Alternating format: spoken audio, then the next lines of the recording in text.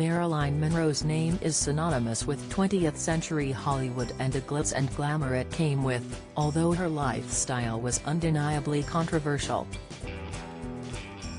In what many called a marriage of opposites, Arthur Miller, the playwright, was Monroe's third, last, and longest marriage, their nuptials having taken place 66 years ago. Monroe got her start in the entertainment industry during World War II while working in a factory making military drones. She was spotted by a photographer and quickly began picking up work as a model, actress and singer.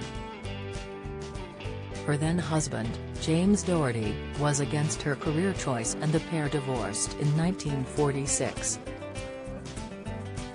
5 years later, with a list of film and stage roles now under her wing, although not quite the amount of fame she was after, Monroe met Pulitzer Prize winner Miller on the set of As Young as You Feel.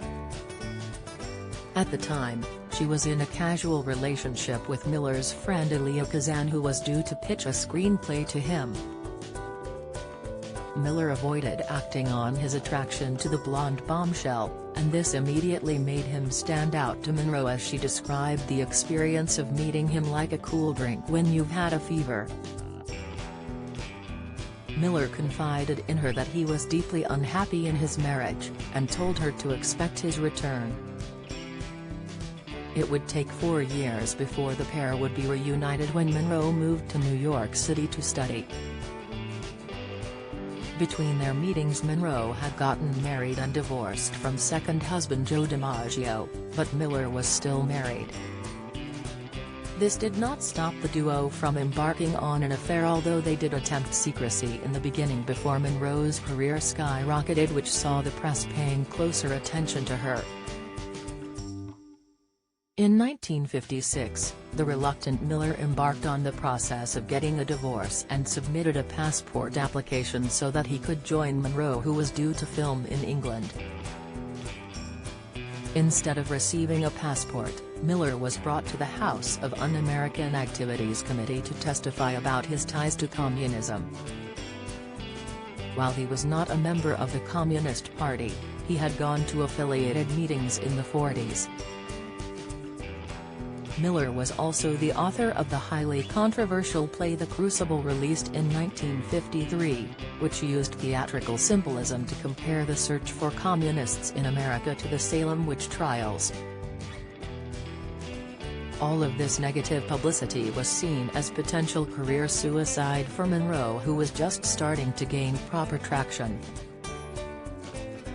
She was advised to distance herself from him but remained loyal, swaying her adoring public in Miller's favor as well. The pair got married in 1956 and swiftly headed to England once Miller got his passport, and Monroe was quoted as saying, "This is the first time I've been really in love."